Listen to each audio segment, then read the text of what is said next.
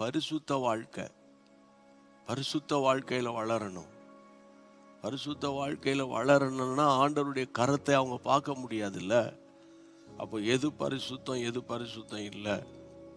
சிலர் இயேசுவை ஏற்றுக்கொண்டு இருப்பாங்க, இன்னும் போய் ஜோசியம் பார்த்துக்கிட்டு இருப்பாங்க. இயேசுவை ஏற்றுக்கொண்டு இருப்பாங்க, இன்னும் மந்திரவாதிகள்கிட்ட போவாங்க. ஏன்னா அவங்களுக்கு கர்த்தருடைய பிள்ளைகளை அவங்களுக்கு சுவிசேஷத்தை சரியாபடி அவங்க கேட்கல. ஒருவன் கிறிஸ்துவுக்குள்ளே இருந்தால் அவன் புது சிருஷ்டியாக இருக்கிறான்.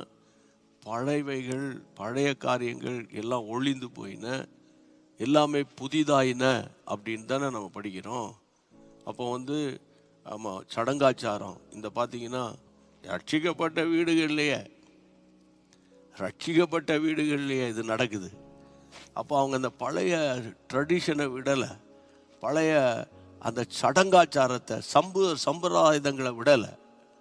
அது மாதிரி இப்போ இங்கே எப்படி இருக்குன்னா அங்கே அதை விட 10 மடங்கு அதிகமாக இருக்கும்.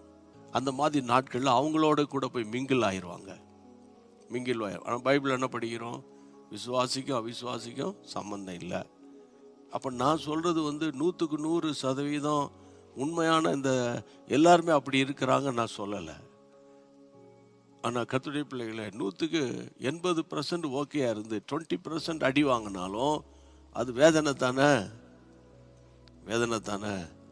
பரிசுத்தம்னா என்ன? பரிசுத்தத்துக்கு அடுத்த போதனைகள், பரிசுத்தத்தில் வளர்கிறது எப்படி, பரிசுத்தத்தில் நிலைத்திருக்கிறது எப்படி, பரிசுத்தத்துக்கு விரோதமாய் போராடுகிற ஆவிகளை எப்படி மேற்கொள்ளணும், இதை குறித்த போதனைகளை ஆமேன் பாஸ்டர்ஸ் ஊழியக்காரர்கள் விசுவாசிகளுக்கு போதிக்கணும்.